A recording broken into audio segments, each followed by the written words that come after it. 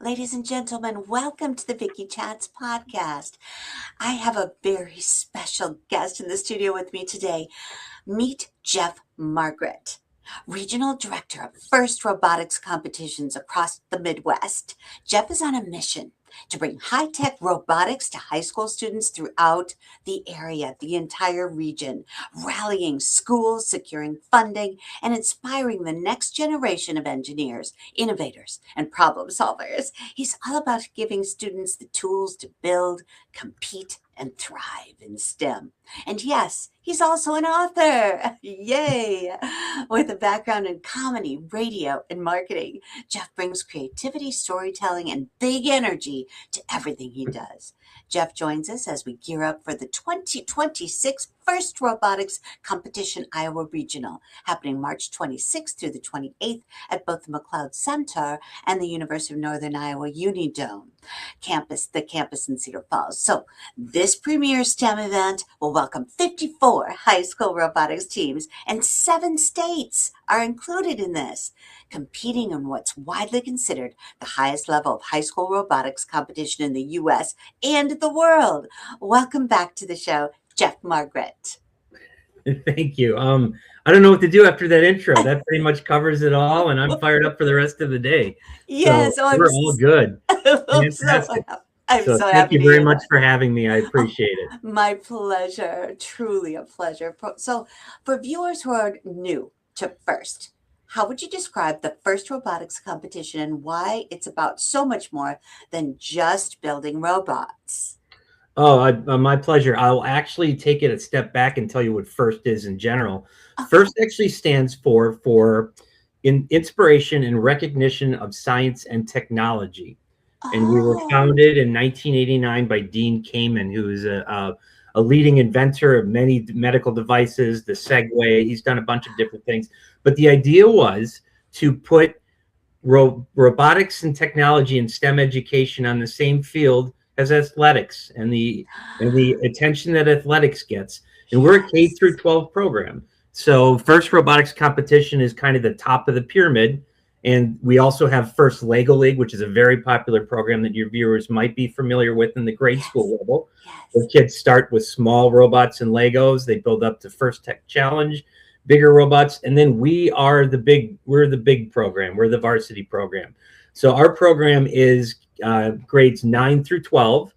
Okay. And what we're doing is we're getting kids to, it's not like Science Bowl or a competition where they're going and regurgitating information and things they learned. They're showing what they've learned. They're doing hands-on. They're learning CAD. They're learning engineering. And in about 8 weeks, they have to build a robot. They have to build a big robot. And they have to build a robot that does a lot of different things and does them quickly. And then at competition, they have to fix a robot under pressure. So we're really putting the most real-world education in the kids' hands. I can go more into detail, but that's it in a nutshell. Wow. So this year's game challenge, Jeff, is Rebuilt, sponsored by the Haas Foundation. What excites you most about how teams are tackling this challenge and bringing creative solutions to the field? Well, each year we have a new game, and as you just mentioned, and this year it's Rebuilt, and it starts in January. And this year they did kind of a throwback where we're doing little nods to games that, because we've been going on since the early 90s. Okay. They're borrowing elements from other games. The most unique element is when you come to our events, it's an arena event, and it's a spectator-friendly event. You can understand what's going on, and balls are being shot, and robots are climbing, and all these things. This year, the most unique thing is, and they have not done this. They've done it before, but not in my time with FIRST. There are periods of time where you can't score. For 20 seconds, only one. We have 2 alliances that face each other in each match. So 3 robots will not be able to score for a period of time while the other team can score into their goal. However, that leads to creativity. You play defense during that time. Do you store balls for when you're allowed to score again? So we're actually forcing teams that don't normally play defense to go, okay, you've got 30 seconds. What are you going to do with it? You got to do something else. So we're all kind of excited to see how the teams deal with that and kind of how the scoring goes. And it's new to all of our kids. They've never had it happen during their time in the program. Wow. That is so cool. The other team gets to score, you don't get to, and so that spurs creativity. I Yep. love that. So, do you have a fun or unexpected childhood story for yourself, Jeff, that hints you might someday end up working in STEM or robotics? Um, Kind of roundabout. It's more specific to my exact position. And that's Okay. when I was a kid, I loved sports and I loved going to games. And one of my favorite part of it was going to, whether it was a high school, large high school gym, I liked arenas, minor league baseball, it didn't matter. I liked the venues sometimes, and I remember the venues more than I remember the games. I remember going to these different stadiums. And where that ties in now is now that's what I do for a living, that I get to see the behind the scenes of a venue, of running an event at a large venue. So I get to do it here. I'm working some other events in other parts of the country. So it's exciting for me to kind of go, well, this isn't the path I thought it would take. There Yes. wasn't such a thing as high school robotics when I was a kid. Right. Now that I'm there and working at these large venues and working with venue staff and learning how to host events in an arena sports setting, it's a lot of fun. So it's really come full circle. I love that. So, was there a specific moment, Jeff, when you realized this is it? I want to be part of First Robotics. I would say not as specific. It kind of built. It's just started Okay. building. My son came home in fourth grade, I believe it was, probably, yeah, 2013, I believe it was Okay. fourth grade, and he wanted to be in first Lego League. That's when he was eligible for first Lego League. Oh, And he joined the team, and we drove him to practice, and we drove him to some of the qualification tournaments, and we started getting interested. And then a few years later, another parent and I decided to coach a team when he was in seventh grade, and my sweet. wife coached in eighth grade, and we started to get more and more involved. And at the end of eighth grade, a part-time job came open with First, where they needed somebody to work Lego League and some other events. Yes. And so then I took that job, and I Yes. started to see the high school program. And my son moved into the high school program. And it kind of hit me at that point that this is really something. And then this job came open, and I was like, yep, this is exactly what I want to do. There you go. I love that. So the Iowa Regional is a massive operation spread across the UNI Dome and the McLeod Center. What's your favorite part of competition weekend that most spectators never get to see? Probably, actually, I know for sure, it's talking to the students. Oh, And talking to the students, not like, one of my favorite parts is I do loadout. So at the end of the event, I'm helping lining these kids up in the hallway, these students up in the hallway, and getting their stuff, and we put them get them outside. Well, while we're kind of waiting and waiting for their truck to back up and things, I get to talk. Hey, how was your yay. weekend? Did you have Yay. fun? What did you like? What didn't you like? What was your biggest challenge? And I ask the same questions over and over again, and you can't stop the kids from talking. They just are like just a fire hose of, oh, this was great. We like this happened, but we figured it out and we fixed it with this. And I just love that. And it ends Yeah. the event in the most positive way possible. Oh, I love it. I envy you those moments. I tell you what. Oh, kids, right? Okay, so after being part of so many events, what still gives you goosebumps every single time? I probably would say it's the wow factor of being on the field when younger students who are doing it for the first time, or even the students in the stands, see just what they've become a part of. Because kids join robotics and they kind of know, and they're in the fall when they're a freshman or sophomore and they're on the team practicing. But it's not till you get to the event or you're out on the field for the first time with your robot and you see your team's name up on the big screen and you see the Yes. winning announcement at the end of a match that you really get it. And when I see Yeah. kids that are just like understanding what they've become a part of, that just makes it all worthwhile. It's a lot of fun. Oh, gosh, yes. More than 2,000 students, mentors, and coaches will be in Cedar Falls for this event. How have you seen First impact students' confidence, career paths, or even their outlook on life? Wow, that's a hard one to answer in just a few moments. Yeah. I see it all the time, and I'll back up a little bit to mention we kind of go at this twofold. We do really well with young people that are science oriented and need a little extra training to get them before they go to Iowa State or out of state to an engineering school or any STEM major. And we really help build on tools that help them succeed in college. The other thing we do, though, and I see this all the time, is we reach the young people that haven't been reached yet. They haven't found their place in high school. And some of them maybe are good with tools and things, but Yes. those skills don't translate to the classroom. We Right. give them something that it translates to. And then we hand them off to a Hawkeye Community College for a robotics training program. Just to give an Yes. example, they're one of our supporters.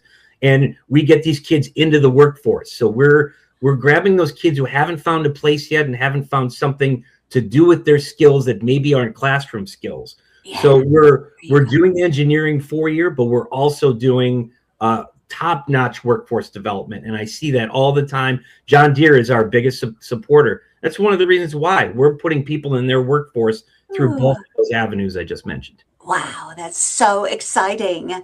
So, the Iowa Regional is the only first robotics competition event in the state. What does that mean for Iowa students and for the Cedar Valley community?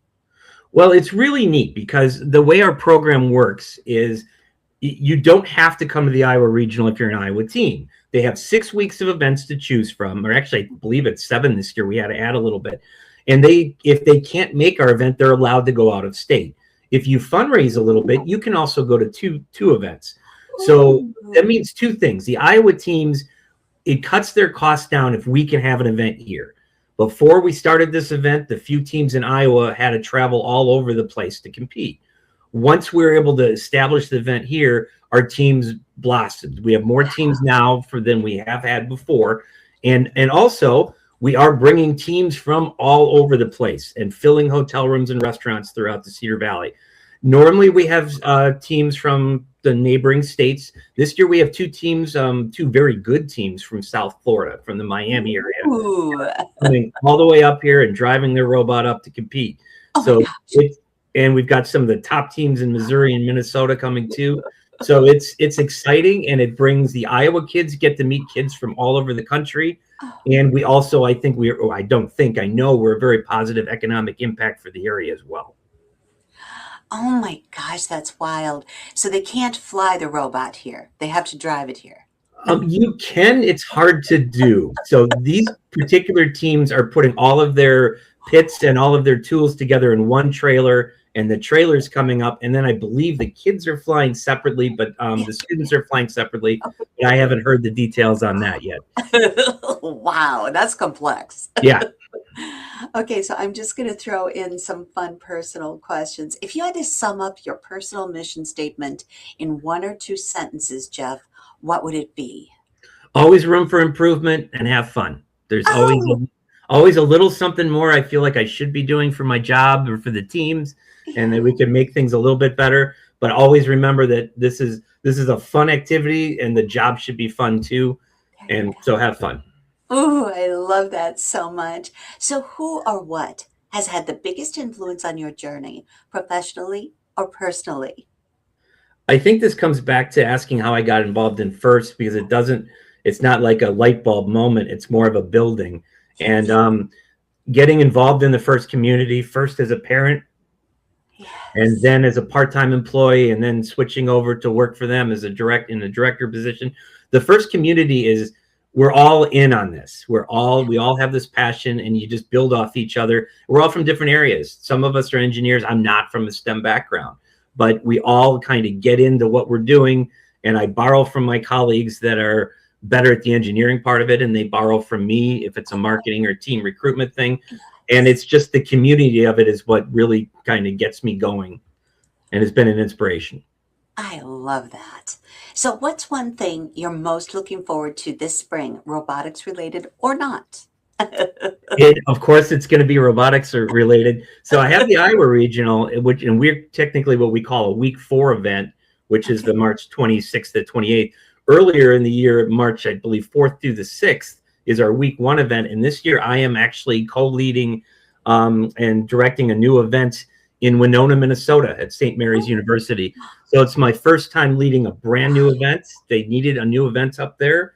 And I get to be on the ground, and I've been traveling up there to learn about that venue, and it's completely different than UNI, and it's a new event, and I'm very excited to see how we do that.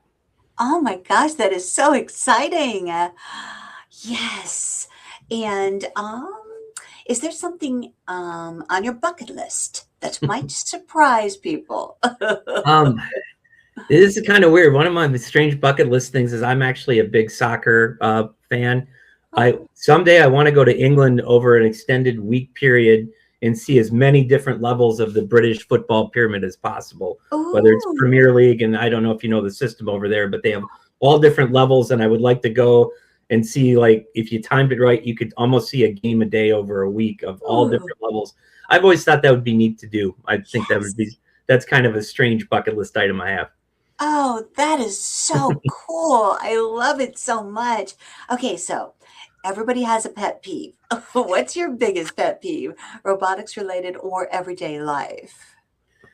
That one's a tough one. I try to be positive and not Yeah, of be course. negative about things. I think my biggest pet peeve is when I'm an over planner. So I plan out my day with a notebook and I've got everything ready. And when a Ooh, bunch of things pop up that take away from the notebook, I yeah. understand it's a necessary evil. But Yeah. some days I'm like, oh, this is throwing me way off. So Oh, getting thrown off, I guess, is my pet peeve of yeah, stepping getting away from thrown the off. plan. I love it. So, all right, where can listeners follow First Robotics and Iowa Regional online or social media to get up with the matches, teams, behind the scenes action? Okay, very general. You can go to IA First. This has it spelled .org, Okay. and that will take you to the all of the programs in Iowa and the Iowa Regional, and you Okay. can find out the schedule and things coming up. You can also go and just type in the Iowa Regional on Facebook and follow us there, and we're constantly posting information about our sponsors and the upcoming event and things like that. Now, probably the easiest thing to do to stream the event and watch events live is just type in First Iowa Regional, and probably the second thing that pops up after that IA First is an event page from the First website, and it'll have links to stream, and it'll have all the teams in the event, and it'll have information right there. So we Nice. encourage our teams and community to follow this event and follow their teams in live real action. Absolutely. And let's state those dates again for those who are viewing who really want to come watch. Sounds good. It's March 26th through the 28th. And the key dates, if you want to watch live action, the 26th is kind of our inspection day and practice day. 27th and 28th are the actual tournament, with the playoffs being the afternoon of the 28th.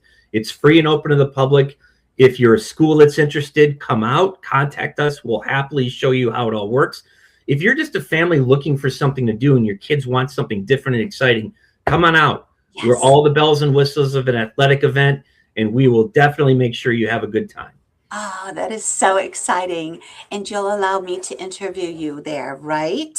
Absolutely. We had you last year. We'd love to have you again this year.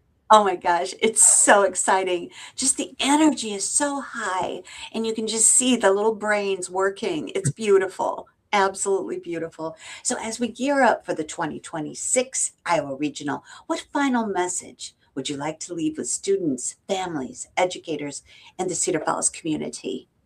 Oh, unfortunately, I think I just did it when I said we get you out there. It's a great family event. It's free and open to the public. Yeah. We would just definitely, if you just want to see something different and you're just the slightest bit curious, find our website, reach out to us, and Mhm. definitely come to the event. We just really want people to be exposed to this and see how it's growing and getting bigger each year. Absolutely. Is there a cost to the tournament? There is not a cost to the event. UNI does have a parking fee, as they do Sure, with all of their of events, course. but our event itself is free and open to the public. Concession stands at the Dome are open just like an athletic event. So you can get your popcorn and sit back with the kids and watch, and you'll have a great time. Oh, that is so exciting. I can hardly wait. Thank you so much, Jeff, for being a part of this interview and for all you do for this community. We really appreciate you. Thank you so much for having me. I appreciate it. My pleasure. All right, have a wonderful day, Jeff, and we'll see You you too. soon at UNI. All Sounds right, great. Bye. bye-bye.